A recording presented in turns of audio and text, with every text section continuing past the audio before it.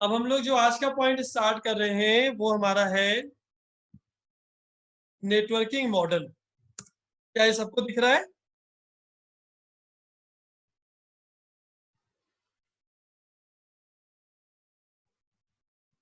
ये सबको दिख रहा होगा।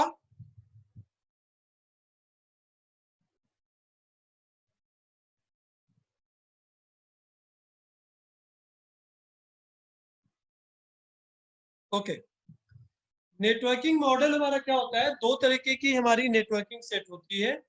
एक पहली नेटवर्किंग होती है जिसको हम लोग पीयर टू पीयर बोलते हैं, और दूसरी नेटवर्किंग होती है जिसको हम लोग क्लाइंट एंड सर्वर बोलते हैं।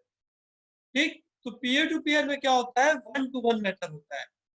ठीक है, वन टू वन कनेक्ट करते करते करते हम लोग नेटवर्किंग अप्लाई कर लेते हैं। जैसे मान लीजिए मैं आपको जानता हूँ, आप अगले को जानते हैं, अगला अगले को जानता है, अब हम आपस में कनेक्ट होते चले जा रहे हैं। ये हमारा peer to peer networking model होता है। तो हम लोग ज्यादातर peer to peer market networking जो हम लोग तब यूज करते थे जब लोग याहू मैसेंजर पे चैटिंग किया करते थे। तो हमारा basically peer to peer application ही हुआ करती थी जहाँ पे इस तरीके का पार्ट होता था। तो अगर जैसे नेटवर्किंग के मॉडल पे अगर हम लोग चलेंगे तो नेटवर्किंग के मॉडल पे क्या होता है कि वर्क स्टेशन बनाए जाते हैं, और वर्क स्टेशन से हम और कंप्यूटर्स को कनेक्ट करते चले जाते हैं। ठीक, तो वो वर्क स्टेशन जब दूसरे वर्क स्टेशन से मिलता है तो हमारे कई कंप्यूटर आपस में कनेक्ट होना शुरू हो जाते हैं। ठीक, हम छोटा सा एक एग्जांपल आपको दिखा रहे हैं। मेरे ख्याल से आप लोगों को ये स्क्रीन शायद दिख रही होगी। हाँ, ये दिख रही होगी। अब सपोज कीजिए कि हमारा ये कंप्यूटर है, ये हमारा वर्क स्टेशन है, और इससे जुड़े हुए हमारे ये छोटे छोटे कंप्यूटर है ऐसे। ड्राइंग पे नहीं जाना है, आपको सिर्फ समझना है कि होता क्या है। और ऐसे ही कोई दूसरा वर्क स्टेशन है, उसके पास भी कई कंप्यूटर हैं हमारे ऐसे जुड़े हुए हैं। अब जब हम वर्क स्टेशन को आपस में, अब होता क्या है कि हमारे ये जितने भी कंप्यूटर हैं ये सारे कंप्यूटर किसी ना किसी टोपोलॉजी को यूज करते हुए इससे कनेक्टेड है, और ऐसे ही जितने कंप्यूटर हमारे ये हैं ये सारे कंप्यूटर हमारे कनेक्टेड हैं आपस में। अब सपोज करके चलिए कि ये एक वर्क स्टेशन है और ये एक वर्क स्टेशन है। अब हम क्या कर रहे हैं? हमने क्या किया, सिंपल थ्योरी लगाई और इन दोनों वर्क स्टेशन को जोड़ दिया।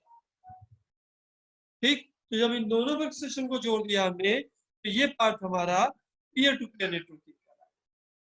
ठीक है, दूसरा पार्ट पे हमारा क्लाइंट सर्वर है। क्लाइंट सर्वर में क्या हुआ कि हमने यहाँ पे एक सर्वर बनाया और इस कंप्यूटर को इससे जोड़ा और इस कंप्यूटर को इससे जोड़ा। ठीक, ये क्लाइंट सर्वर हो गया। तो इसमें क्या हुआ कि दोनों कंप्यूटर सर्वर के थ्रू आपस में कनेक्ट है। तो ये हमारा क्लाइंट सर्वर मॉडल होता है। और जब पीयर टू पीयर बात करते हैं तो ये और ये आपस में डायरेक्ट एक दूसरे से मिल जाते हैं। ऐसे कई और हो सकते हैं, जब वो कनेक्टेड हो जाते हैं तो ये पीयर टू पीयर नेटवर्किंग हो जाता है। क्या ये क्लियर हो गया? सबको समझ में आ गया? Is it clear to everyone? Peer to peer और क्लाइंट सर्वर नेटवर्किंग मॉडल सबको क्लियर है? इसमें बेसिक थ्योरी देखिए यही लिखी हुई है, networking model where each workstation has equivalent capabilities and responsibilities is known as peer to peer model. ठीक, there is no central server. ये लाइन बहुत दिमाग में आपको रखनी होगी कि there is no central server in the network and computers joints and to share files, printers and internet access. ये दो लाइन आप दिमाग में बैठा के रखिएगा कि कोई भी सेंट्रल कंप्यूटर नहीं होता है, और सारे कंप्यूटर आपस में जब कनेक्ट होते हैं तो फाइल को शेयर भी करते हैं, प्रिंटर को भी शेयर करते हैं, और इंटरनेट एक्सेसिबिलिटी भी लेते हैं। क्लाइंट सर्वर टेक्नोलॉजी में क्या होता है? क्लाइंट सर्वर टेक्नोलॉजी में जितने भी कंप्यूटर कनेक्टेड होंगे वो हमारे सर्वर के थ्रू कनेक्ट होंगे। ठीक है, वो सर्वर के थ्रू कनेक्ट होंगे और सर्वर सारे कंप्यूटर से जुड़ता हुआ चला जाता है। ठीक, तो ये हमारा क्लाइंट सर्वर मॉडल हो गया और ऊपर वाला हमारा पीयर टू पीयर हो गया। अब हम थोड़ी सी डिटेल आपको क्लाइंट सर्वर में भी दे रहे हैं क्योंकि हो सकता है कि इसकी आपको आगे जरूरत पड़े, समझिएगा।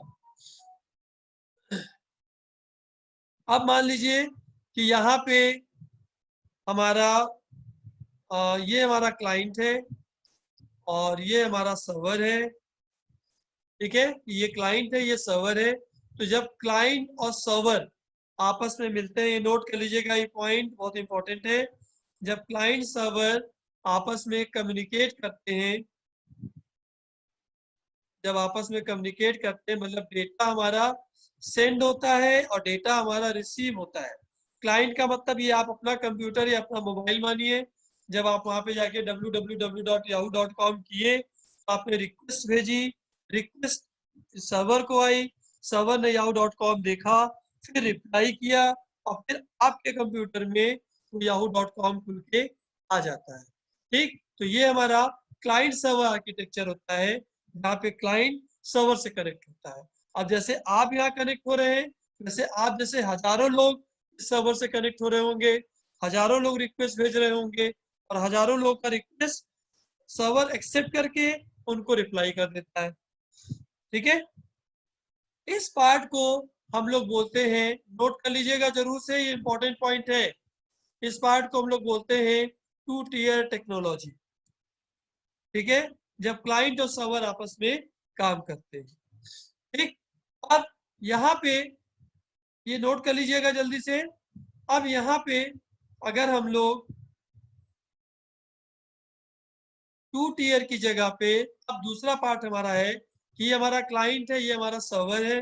अब हमने एक सर्वर और बनाया, वो सर्वर हमारा डेटाबेस सर्वर हो सकता है, वो सर्वर हमारा ये डेटाबेस सर्वर हो सकता है, ये हमारा फाइल सर्वर हो सकता है, ये हमारा प्रिंटर सर्वर हो सकता है। कई टाइप के सर्वर होते हैं, तो हमारा ये कोई भी सर्वर हो सकता है। अब इस एप्लीकेशन को आप देखिए, जो मैं समझाने की कोशिश आपको कर रहा हूँ कि यहाँ पे क्या होता है कि क्लाइंट ने सर्वर को रिक्वेस्ट भेजी, सर्वर ने वो रिक्वेस्ट डेटाबेस सर्वर को भेजी, वहां पे आपका चेक हुआ कि आपका यूजर नेम और पासवर्ड सही है कि गलत है।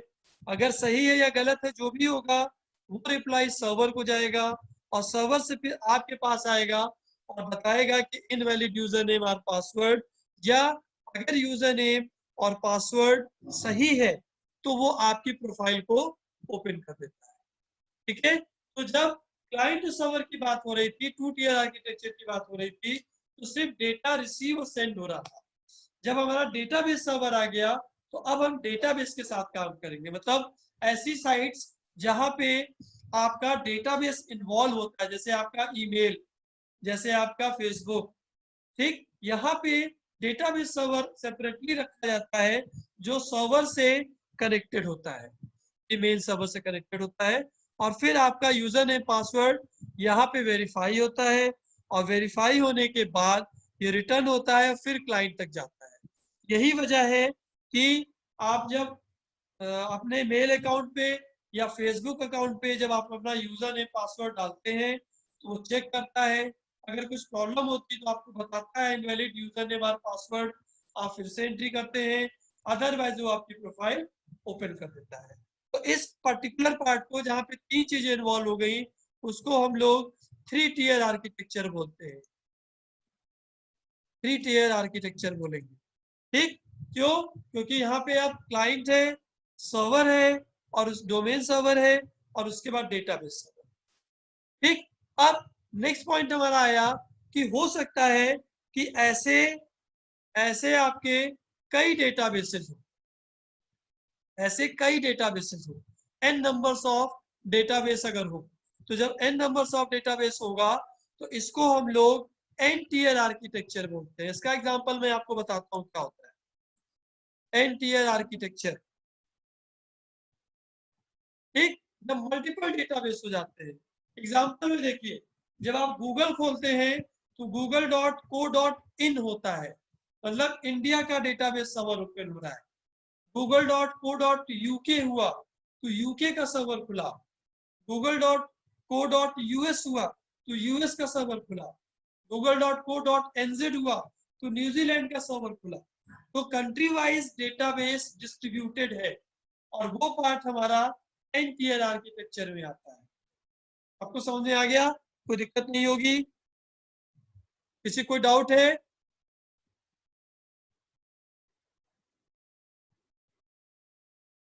किसी को कोई डाउट है?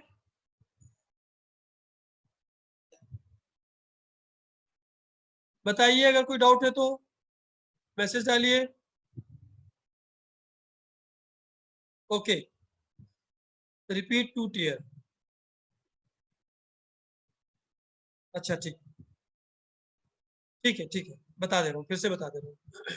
देखिए, जब क्लाइंट और सर्वर आपस में कनेक्टेड होते हैं, जैसे मान लीजिए कि आपके कॉलेज, आप जिस कॉलेज में पढ़ रहे हैं, जो आपकी यूनिवर्सिटी है, वहां पे सिर्फ ऐसा वेबसाइट बनाई गई है जहाँ पे डेटाबेस की इन्वॉल्वमेंट नहीं है, तो ऐसे जगहों पे हमारा 2 टियर आर्किटेक्चर यूज होता है। ऐसी वेबसाइट जिसमें सिर्फ पर्टिकुलर उस जगह की इंफॉर्मेशन होती है, वो हमारा 2 टियर आर्किटेक्चर होता है। मतलब वहां पे क्लाइंट कनेक्टेड होता है, सर्वर कनेक्टेड होता है, ठीक। लेकिन जब सर्वर, हमारा डेटाबेस सर्वर अलग हो जाता है, तो 3 टियर आर्किटेक्चर होता है। मतलब क्लाइंट होता है, डोमेन सर्वर होता है और डेटाबेस सर्वर होता है। इसको 3 टियर आर्किटेक्चर बोलते हैं। यहाँ पे हमारा डेटाबेस इन्वॉल्व होता है, आपका यूजर नेम, पासवर्ड और लॉगिन की फैसिलिटी आपको मिलने लग जाती है। तो आप देखते होंगे कि आपको कई वेबसाइट ऐसी मिली होंगी जहाँ पे कोई भी लॉगिन का पार्ट नहीं है, सिंपल आप वेबसाइट उठाते हैं, देखते हैं और बंद कर देते हैं। साथ ही साथ ऐसी भी कई वेबसाइट्स हैं जो आपको लॉगिन की फैसिलिटी देती है, यूजर नेम पासवर्ड की फैसिलिटी देती है। ऐसे केसेस में वो 3 टियर आर्किटेक्चर पे काम करती है। मतलब डेटाबेस सर्वर होता है और क्लाइंट होता है, ठीक। नेक्स्ट पार्ट हमारा होता है कि ऐसे ऐसे डेटाबेस आपके कई हो सकते हैं, ठीक। ऐसे केसेस में एन टियर आर्किटेक्चर के ऊपर हम काम करते हैं, ठीक। तो वो क्या करते हैं कि कंट्री वाइज उन्होंने डेटाबेस को डिफाइन कर दिया। जैसे हमने आपको एग्जांपल अभी दिया था कि google.co.in, google.co.uk, इन का मतलब इंडिया का, google.co.uk यूके का, अलग अलग कंट्री का डेटाबेस। फिर जब अलग अलग कंट्री में आते हैं तो फिर उसको लोकेशन वाइज तोड़ लेते हैं, ठीक है। जैसे मैं लखनऊ में रह रहा हूँ तो लखनऊ की लोकेशंस का डेटा आएगा, ठीक। आप मान लीजिए चंडीगढ़ में रहते हैं तो चंडीगढ़ की लोकेशन के हिसाब से डेटा आएगा। आप मान लीजिए मुंबई रहते हैं तो आप जैसे मुंबई पहुंचेंगे, मुंबई का डेटाबेस दिखाने लग जाएगा, ठीक। तो आईपी को ट्रैक करते हैं और आईपी को ट्रैक करने के बाद उस लोकेशन के हिसाब से आपको डेटा सेंड करना शुरू कर दें। ये आप समझ में आ गया? आगे चले अब।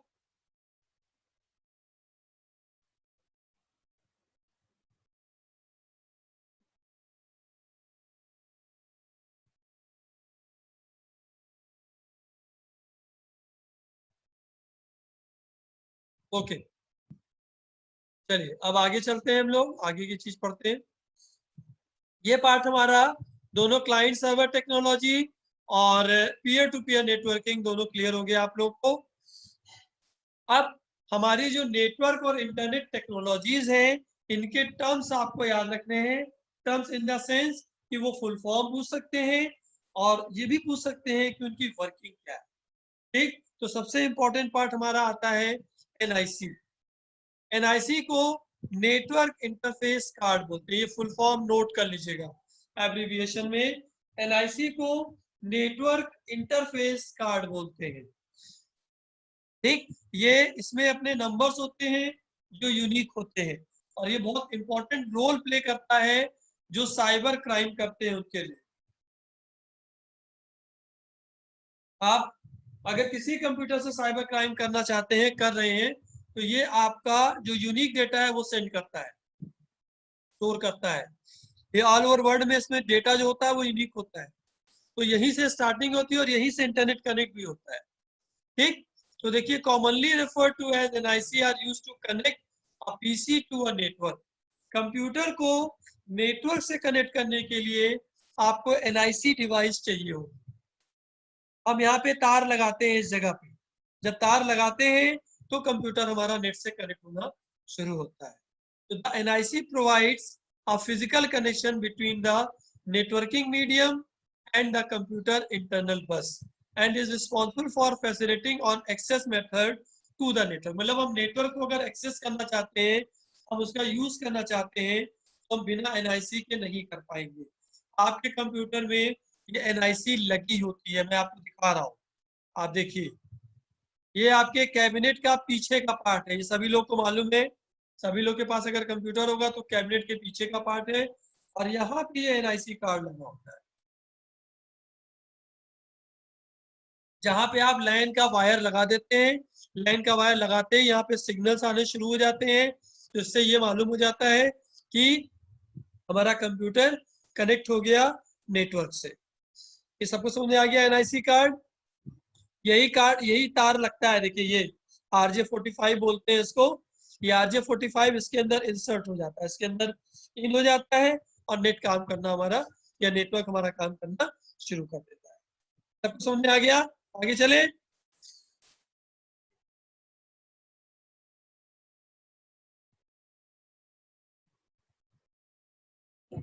नेक्स्ट पार्ट हमारा है हब और रिपीटर। उस दिन जो हम टर्म भूल रहे थे वो रिपीटर ही था, जो मेरे दिमाग में नहीं आ रहा था। तो हब रिपीटर को ध्यान से देखिए, मैं आपको समझा रहा हूं।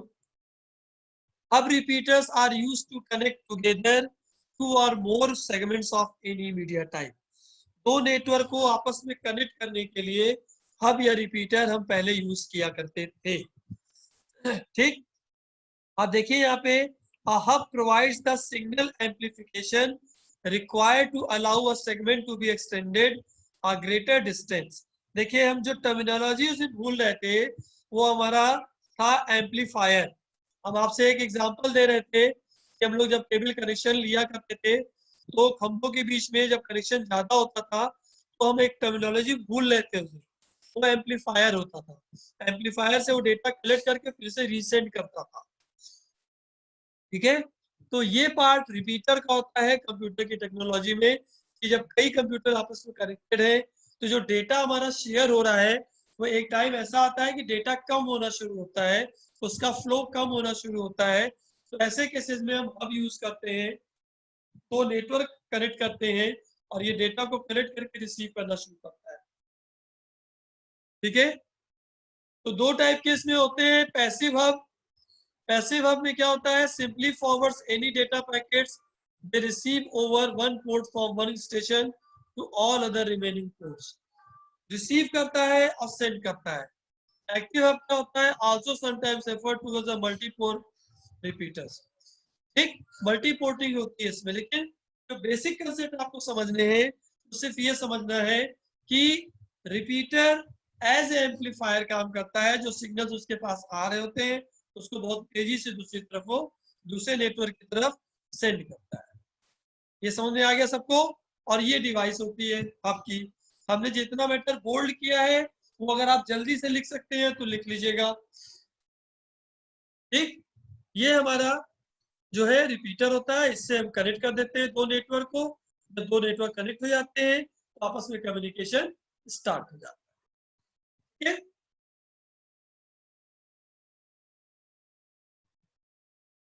नेक्स्ट पार्ट हमारा है ब्रिजेस। ये भी पहले यूज हुआ करता था लेकिन आपको समझना बहुत जरूरी है। ब्रिजेस का जो लॉजिक पार्ट है वो सिर्फ इतना है, स्टोर एंड फॉरवर्ड। इस चीज को आपको दिमाग में रखना है कि ये स्टोर एंड फॉरवर्ड पे काम करता है। पहले वो डेटा को स्टोर करता है अपने कैश में और फिर फॉरवर्ड करता है जिस जगह पे उसको भेजना होता है, राउटिंग करता है बेसिकली। ठीक है, तो यहाँ पे इसकी डेफिनेशन है, स्टोर एंड फॉरवर्ड लिख लीजिएगा, इंपॉर्टेंट है। The bridge function is connect separate homogeneous network.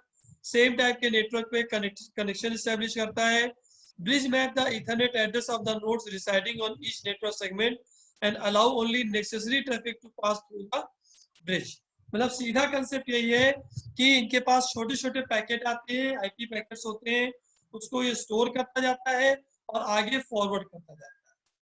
ठीक, आपके पास मतलब आपको हमने बीच में खड़ा कर दिया, अब हमने आपसे कहा कि हर 5 मिनट में एक डेटा लो, जितना भी डेटा है उसको आगे फॉरवर्ड करो।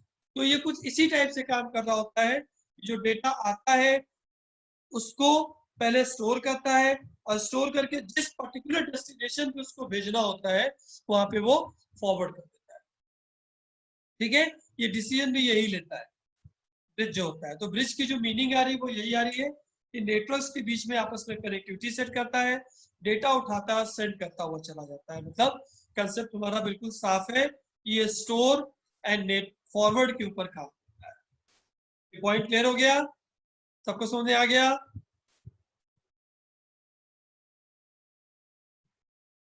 नेक्स्ट पार्ट हमारा है राउटर, बिल्कुल इसी का एक्सटेंडेड फॉर्म है।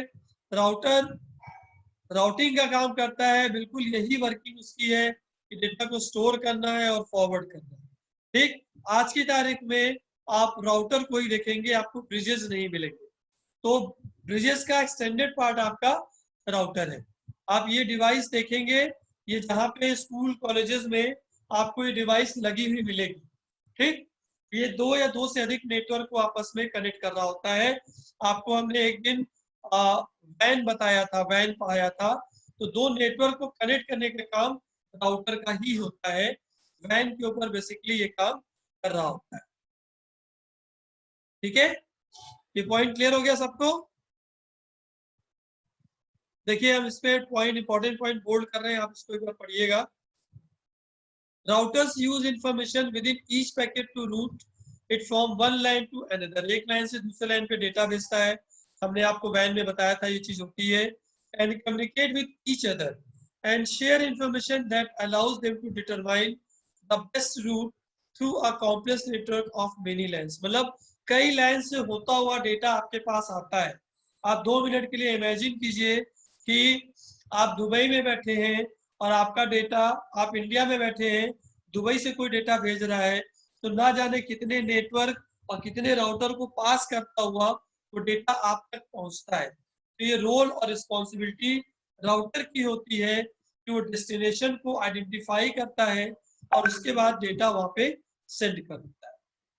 ठीक है, ये रोल उसी का होता है। हमने आपको कल शायद पिछले टाइम में बताया था कि इसीलिए ज्यादातर जो हैकर्स होते हैं वो हैकर्स क्या करते हैं कि राउटर के ऊपर ही अटैक करते हैं। तो राउटर वो मान के चलते हैं कि अगर राउटर पे अटैक हो गया तो हम सारा नेटवर्क पकड़ लेंगे, सारा डेटा हमारे पास आ जाए। ठीक, नेक्स्ट हमारा है स्विचेस। स्विचेस में LAN switches are an expansion of the concept in LAN bridging. Bridging का expansion है, which controls data flow, handles transmission errors, provides physical addressing, and manages access to the physical medium. ठीक, switches provides these function by using various link layer protocol. देखिए कई type के link layers होते हैं हमारे LAN में, वो detail का पार्ट है। ठीक है, तो वहां पे क्या होता है कि वेरियस लिंक लेयर को, प्रोटोकॉल को फॉलो करता हुआ ये डेटा को एक्सेस करता है फिजिकल मीडियम के थ्रू। स्विचेस का काम सिर्फ यही होता है। तो LAN स्विचेस कैन लिंक 4, 6, 10 और मोर नेटवर्क्स टुगेदर। इसकी लिमिटेशन हमारी क्या है कि 4, 6 और 10 और मोर नेटवर्क्स टुगेदर, इतने नेटवर्क्स को ही आपस में कनेक्ट कर सकता है। और इसका भी कंसेप्ट हमारा क्या होता है, store and forward switch on the other end accept and analyze the entire packet before forwarding it to its destination। 8 से 10 नेटवर्क को आपस में कनेक्ट करके जो इसके पास पैकेट्स आते हैं, उन पैकेट्स को किसको किस डेस्टिनेशन पे और किस पाथ पे भेजना है ये डिसाइड करता है। अगर आप कभी ध्यान दें तो कभी कभी आप जब मेल भेजते हैं एक दूसरे को, तो कभी कभी मेल बहुत जल्दी पहुंच जाती है और कभी कभी मेल को पहुंचने में थोड़ा टाइम लगता है। ये दोनों केसेस आप लोगों ने शायद देखे होंगे अपनी लाइफ में। तो ये पाथ के ऊपर डिपेंड करता है, क्योंकि कॉम्प्लेक्स नेटवर्क होता है तो पाथ के ऊपर डिपेंड करता है कि उसने किस पाथ को आउट किया, किस पाथ में वो पैकेट भेजा गया। और किसी पाथ से डेटा जल्दी पहुंच जाता है, किसी पाथ से डेटा देर में पहुंचता है। ये बिल्कुल ट्रैफिक वाला सिस्टम है कि आपने दो रास्ते पकड़े, एक रास्ते में ट्रैफिक नहीं मिली आप जल्दी पहुंच गए, दूसरे रास्ते में ट्रैफिक ज्यादा मिल गई आप देर में पहुंचे। बिल्कुल उसी कंसेप्ट पे चलता है। स्विच क्लियर हो गया सबको?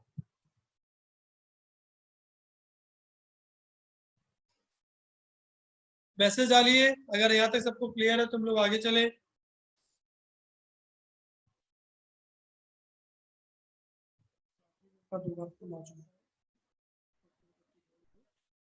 दवाई लेने के लिए गए, अभी जाएंगे तो आज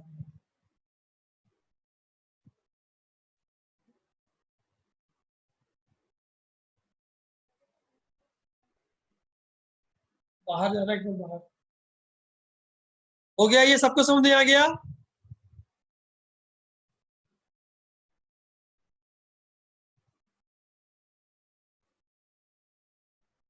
ये नेटवर्क टेक्नोलॉजी हम लोग पढ़ रहे हैं, और कंप्यूटर इन चीजों से कनेक्टेड होता है।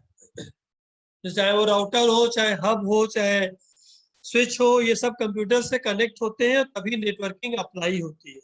दो नेटवर्क को जोड़ने के लिए ये सारे जो डिवाइसेस हम पढ़ रहे हैं, सब नेटवर्किंग के डिवाइसेस है।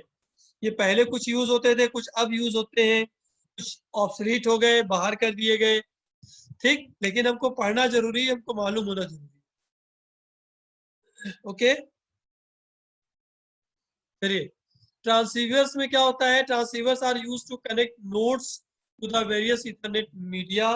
Most computer and network interface cards contain a built-in 10 T और 10 2 ट्रांसीवर्स। ये यहाँ पे आपको दिख रहा होगा, यहाँ पे हम लोग नोड को कनेक्ट कर देते हैं मोस्टली। ठीक, नोड कनेक्ट हो जाता है तो हमारा पूरा पूरा नेटवर्क आपस में कनेक्ट हो जाता है। तो ये क्या करता है कि डेटा को रिसीव करता है और डेटा को ट्रांसफर करता है। वही पार्ट है, कोई अलग से नहीं है। कई डिवाइसेस बनाई गई थी, और कई डिवाइसेस बनाए जाने के बाद उसमें से ये भी एक डिवाइस।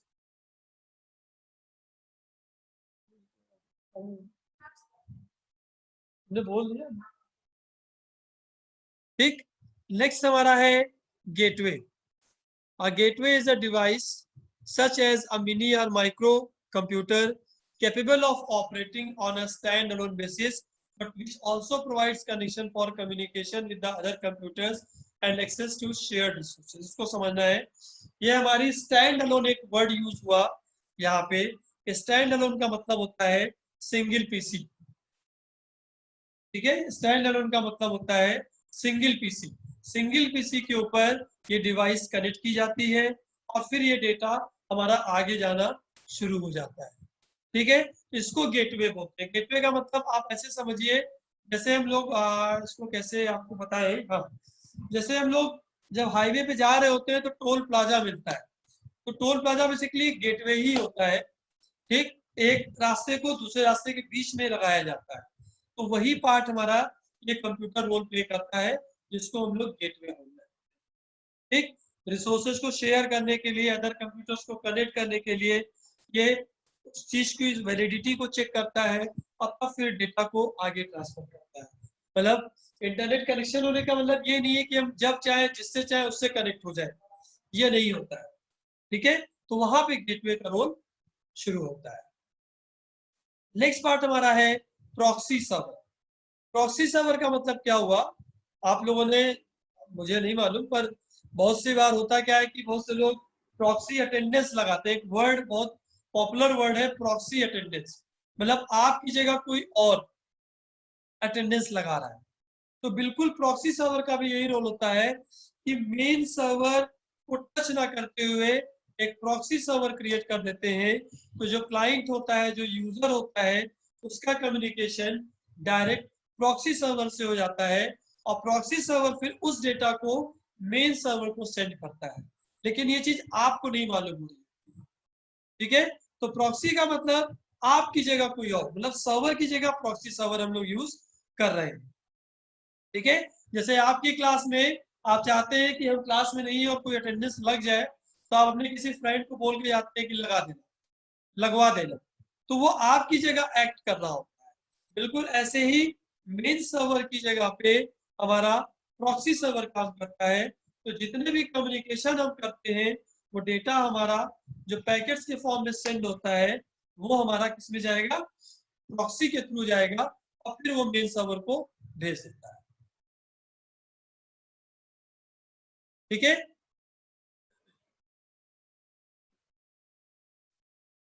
जी बता रहे हैं। इसी में हमारा पार्ट आता है वीपीएन का, virtual private network. Basically proxy server का रोल यहीं पे आता है। वर्चुअल प्राइवेट नेटवर्क होता है, लोग अपना प्राइवेट नेटवर्क ले लेते हैं और प्रॉक्सी सर्वर के थ्रू काम कर रहे होते हैं। उसमें डेटा मेन सर्वर को जाता है। जो सीधा कंसेप्ट है प्रॉक्सी सर्वर का, वो सिर्फ इतना ही है कि आप प्राइवेट नेटवर्क ले लीजिए, और प्राइवेट नेटवर्क के थ्रू जो कम्युनिकेशन होगा वो प्रॉक्सी सर्वर से होगा। फिर वो डेटा को सेंड और रिसीव मेन सर्वर से कर रहा हो। ये क्लियर हो गया? ये पॉइंट क्लियर हो गया सबको?